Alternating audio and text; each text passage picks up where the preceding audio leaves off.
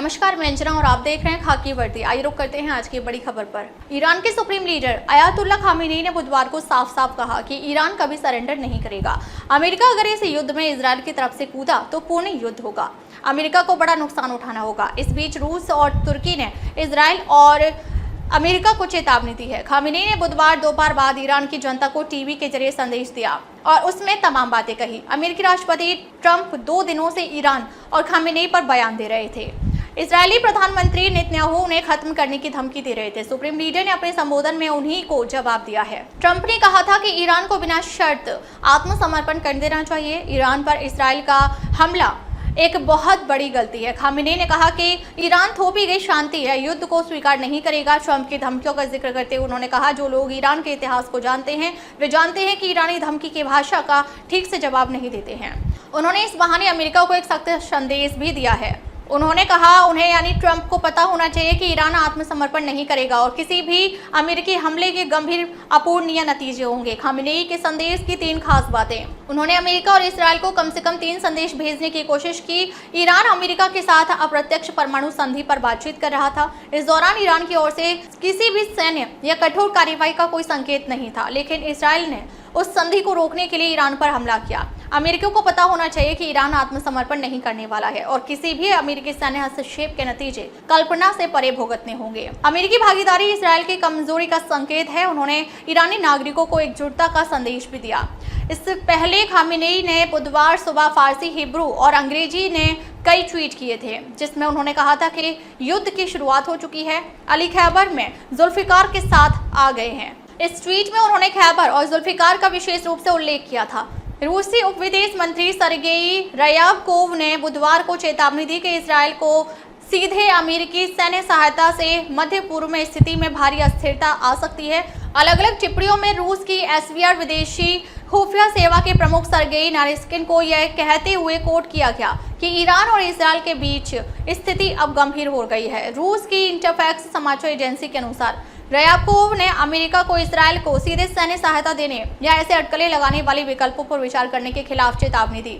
इसमें उनके हवाले से कहा गया है, यह एक ऐसा कदम होगा जो पूरी स्थिति को पूरी तरह से अस्थिर कर देगा। इससे पहले अमेरिकी आंतरिक चर्चाओं से परिचित एक सूत्र ने कहा कि राष्ट्रपति डोनाल्ड ट्रंप और उनकी टीम कई विकल्पों पर विचार कर रही है। इसमें ईरानी परमाणु स्थलों पर हमले में इजरायल का साथ देना भी शामिल है। तुर्की के राष्ट्रपति रेसेप तैयप एर्दोगन का कहना है कि ईरान के पास इजरायल द्वारा सैन्य और परमाणु ठिकानों पर बमबारी अभियान के दौरान खुद को बचाव करने का वैध अधिकार है। तुर्की के राष्ट्राध्यक्ष ने कहा कि ईरान के लिए इजरायल की ठगी और आतंकवाद के खिलाफ खुद का बचाव करना एक बहुत ही स्वाभाविक, वैध और कानूनी अधिकार है। उन्होंने प्रधानमंत्री बेंजामिन नेतन्याहू को मिडिल ईस्ट क्षेत्र की सुरक्षा के लिए सबसे बड़ा खतरा बताया। उन्होंने यह भी कहा कि नेतन्याहू ने गजा में नरसंहार के अपराध करने में एडोल्फ हिटलर को पीछे छोड़ दिया है। यह पहली बार नहीं है जब एर्दोगन ने नेतन्याहू की तुलना नाजी नेता से की है।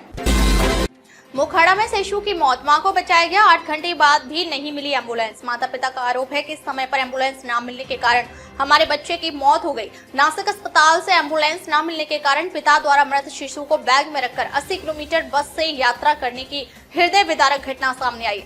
पालघर जिले के मोखाड़ा तालुका में शिशुओं की मौतों का सिलसिला थमने का नाम नहीं ले रहा है और एक बार फिर मोखाड़ा तालुका में एक शिशु की मौत हो गई। माता पिता ने आरोप लगाया है कि समय पर एम्बुलेंस न मिलने के कारण हमारे बच्चे की मौत हो गई, लेकिन इससे भी अधिक भयावह बात यह है कि खोडाला प्राथमिक स्वास्थ्य केंद्र, ग्रामीण अस्पताल मोखाड़ा और वहां से नासिक जिला अस्पताल तक यात्रा करने के बावजूद भी शिशु की जान नहीं बच पाई। हालांकि पिता द्वारा मृत शिशु को नासिक जिला अस्पताल से बैग में रखकर नासिक से पालघर 80 किलोमीटर तक यात्रा करने की बात ने हड़कंप मचा दिया है और सरकार की स्वास्थ्य व्यवस्था की आलोचना की जा रही है तथा जिम्मेदार एजेंसी के खिलाफ कार्रवाई की मांग की जा रही है। इस संबंध में एक विस्तृत रिपोर्ट यह है कि तालुका के जोगलबाड़ी की गर्भवती महिला अविता सखाराम कंवर उम्र 26 वर्ष को लगभग रात के 3 बजे पेट में ऐंठन होने लगी। उसने 108 पर कॉल करके संपर्क किया, लेकिन चूंकि एम्बुलेंस उपलब्ध नहीं थी, उसने एम्बुलेंस के लिए सुबह 9 बजे फिर से संपर्क किया। हालांकि दोपहर 12 बजे तक एम्बुलेंस की तलाश करने के बाद भी कोई एम्बुलेंस उपलब्ध नहीं हुई, तो अंत में महिला को खोडाला प्राथमिक स्वास्थ्य केंद्र ले जाने के लिए एक निजी वाहन का इस्तेमाल किया गया, चूंकि वहां इलाज संभव नहीं था, इसलिए उसे मोखाड़ा के ग्रामीण अस्पताल में स्थानांतरित करने के लिए कहा गया। हालांकि चूंकि अस्पताल में एम्बुलेंस नहीं थी, इसलिए उसे उप केंद्र से एक एम्बुलेंस बुलाई गई और शाम 6 बजे गर्भवती महिला को मोखाड़ा के ग्रामीण अस्पताल में भर्ती कराया गया। यानी गर्भवती मां को अपने घर से ग्रामीण अस्पताल पहुंचने में 14 घंटे लग गए। उसके बाद डॉक्टर ने माता की जांच की तो जांच में पता चला कि शिशु के पेट के अंदर ही जान जा चुकी है, जिसके बाद उन्हें नासिक के सरकारी अस्पताल में उपचार के लिए भेज दिया गया। नासिक के जिला अस्पताल में ऑपरेशन कर मां को बचा लिया गया। मृतक शिशु को घर तक पहुंचाने की पूरी जिम्मेदारी अस्पताल प्रशासन की थी, मगर अस्पताल प्रशासन ने मृतक शिशु को उसके माता पिता को दे दिया गया। क्योंकि एम्बुलेंस या निजी वाहन के लिए उनके पास पैसे नहीं थे, इसलिए माता पिता सखाराम कांवड़ ने मृत शिशु को बैग में भरकर नासिक से बस से 80 से 90 किलोमीटर का सफर कर अंतिम संस्कार करने के लिए अपने पैतृक गांव पहुंचे। एक और जहां जिले में दुनिया का 10वें नंबर का वाधवन बंदरगाह और बुलेट ट्रेन जैसी बड़ी परियोजनाएं पालघर में आ रही हैं, वहीं एक मां को समय पर एम्बुलेंस नहीं मिल रही है और एक हृदय विदारक घटना सामने आई है और एक शिशु को बैग में लेकर यात्रा करनी पड़ रही है। पुलिस ने माता पिता की पिटाई की। जब माता पिता सखाराम कंवर ने वहां के चिकित्सा अधिकारियों और कर्मचारियों से जल्द एम्बुलेंस न मिलने पर सवाल किया तो स्वास्थ्य केंद्र के कर्मचारियों ने पुलिस को बुला लिया। इस समय जब एक गर्भवती मां 8 घंटे तक एम्बुलेंस मिलने का इंतजार करती है तो माता पिता का गुस्सा होना स्वाभाविक है, लेकिन ऐसी स्थिति में माता पिता ने पुलिस पर माता पिता की पिटाई करने का आरोप लगाया है। इससे परिवार हताश हो गया है, बच्चा खो गया है, पत्नी मुश्किल से बच पाई है और पुलिस उसे पीट रही है। स्वास्थ्य व्यवस्था खुद वेंटिलेटर पर है और व्यवस्था अधिकारियों की लापरवाही चरम पर है।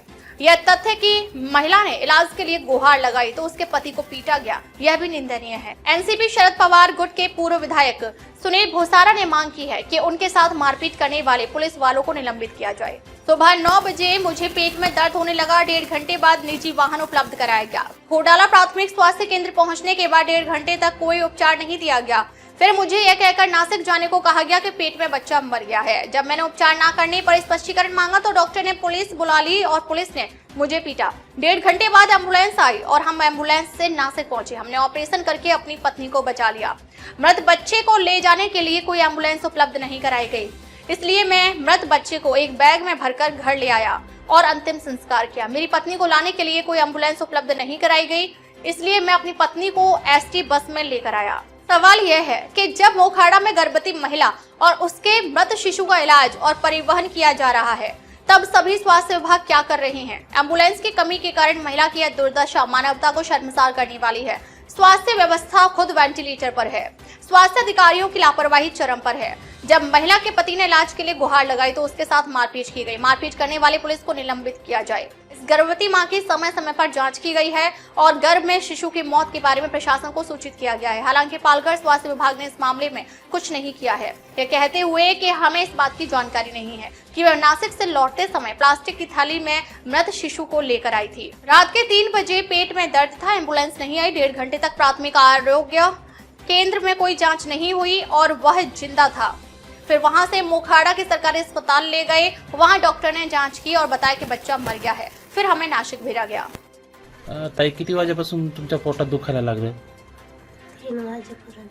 रात्री 3 वाजेपासून. रात्री 3 वाजेपासून ना? आणि मग दवाखान्यात तुम्हाला ॲम्ब्युलन्स मिळाली नाही का वेळेवर? नाही, अच्छा. हे गाडीच नाही पाठवली. कोणी गाडी नाही पाठवली? आशानं. हां हां. आणि मग नंतर खोडाळ्यात गेल्यावर तुम्ही काहीतरी 12:30 दरम्यान खोडाळ्यात गेले, तिथे तुम्हाला काही इलाज झाले का तुमच्यावर काही? तिथं 1.5 तास लावलं ना, त्यावर जिवंत होता. मोखाड्यात गेलो तर डॉक्टरना 3 टाइम तपासलं, सांग बाळ वारला. मग तिथून तुम्हाला कुठं नाशिक नेला का? नाशिकला.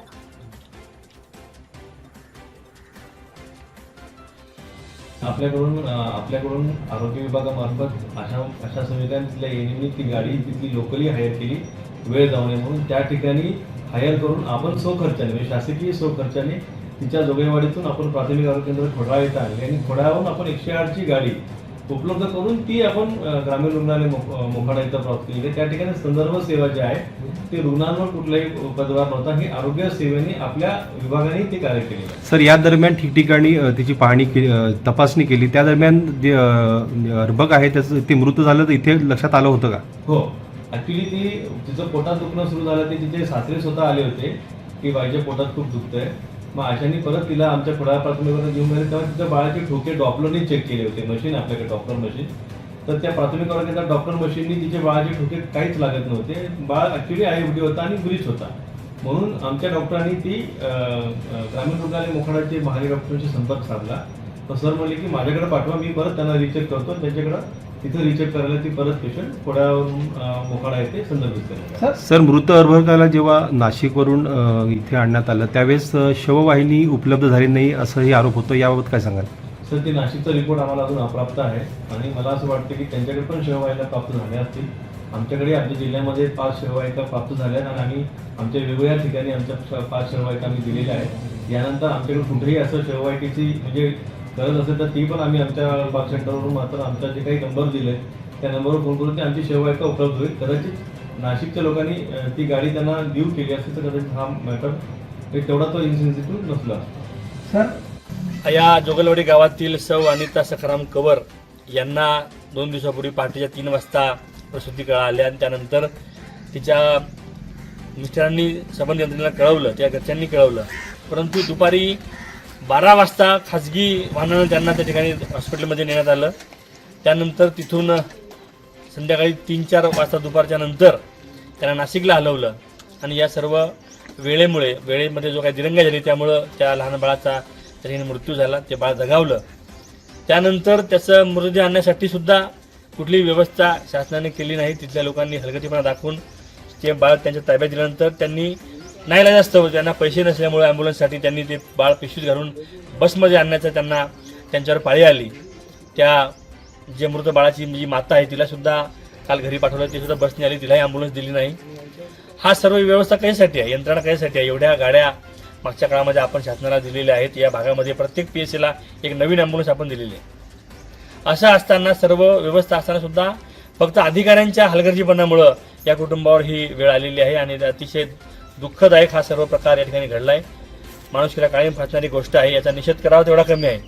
संबंधितांवर कडक कारवाई करावी अशी मागणी या निमित्ताने मी करतो. राज्याचे नेते रोहित पवार साहेबांनी सुद्धा ही दखल घेतलेली आहे. या कुटुंबाबरोबर त्यांनी सांत्वना करण्यासाठीच्या सर्व बाकीची व्यवस्था आम्हाला करायला सांगितलेली आहे. परंतु शासन नेहमीच मागच्या 7 महिन्यामध्ये 4थी-5वी घटना आहे.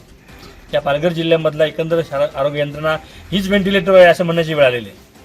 त्याचबरोबर त्याला पोलिसांनी मारहाण केली.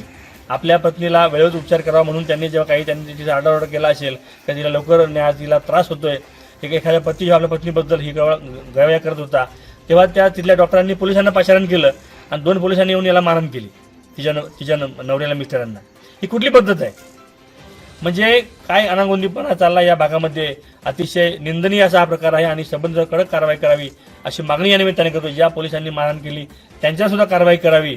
मी पोलीस अधीक्षकांना त्यासाठी पत्र देणार आहे. त्यांना विनंती करणार की त्या लोकांना ताबडतोब निलंबित करून या अशा पद्धतीने जर सरकार लोकांशी वागलं तर न्याय कोणाकडे मागायचा हा प्रश्न निर्माण झालेला असल्यामुळे या ठिकाणी अतिशय कडक आणि कठोर कारवाई यांनी कोणी जे हलगर्जीपणा या प्रकरणात केला त्यांच्यावर करावी अशी मागणी मी सरकारकडे करतो. हिंदू सम्राट बाला साहेब ठाकरे के बारे में बेतुका बयान देने वाले MIM नेता इम्तियाज जलील का शिंदे गुट की शिवसेना द्वारा पुतला दहन किया गया। शिंदे गुट के शिवसेना जिला प्रमुख रंजीत सिंह भोसले द्वारा आज सतारा में जिला कलेक्टर कार्यालय के सामने MIM नेता इम्तियाज जलील का प्रतीकात्मक पुतला जलाया गया। इम्तियाज जलील के इस बयान के बाद कि हिंदू हृदय सम्राट बाला साहेब ठाकरे महाराष्ट्र में जाति की राजनीति लेकर आए, शिवसेना के शिंदे गुट ने जलील की प्रतीकात्मक प्रतिमा को आग लगा दी, उसे जूतों से पीटा और जला दिया। इस अवसर पर बड़ी संख्या में शिवसेना पदाधिकारी मौजूद थे। MIMचा हिजडा इम्तियाज जलील यांनी आमच्या हिंदू हृदय सम्राट बाळासाहेब ठाकरेंचं राजकारणाबद्दल वाईट शब्द बोलले, अपशब्द बोलले आणि हे आम्ही शिवसैनिक एकनाथजी शिंदे साहेबांचे शिवसैनिकांनी खपून घेणार नाही, हे मात्र आम्ही त्यांचा आज निषेध करत आहोत। अरे कहाँ हो जनाब उद्धव साहब ठाकरे, आप कहाँ हो? आदित्य साहब ठाकरे, जनाब आदित्य साहब ठाकरे कहाँ हो? ये इम्तियाज जलील बात कर रहा है बाला साहब के बारे में, आपके बाप के बारे में इम्तियाज जलील बात कर रहा है। आप कहाँ हो? हर रोज बंगा मारने वाला वो संजय राउत कहाँ है? जनाब संजय राउत अभी किस बिल में जाके छुपे हैं आप सब लोग? ये इसीलिए माननीय एकनाथ शिंदे साहब ने हिंदुओं के लिए, ये मराठी लोगों के लिए धनुष्यबाण बचाने के लिए ये सब उठाव किया है। और ये उठाव क्यों किया है? इम्तियाज जलील सर के बढ़िया लोग ऐसा बाला साहब पे बोलने लगे।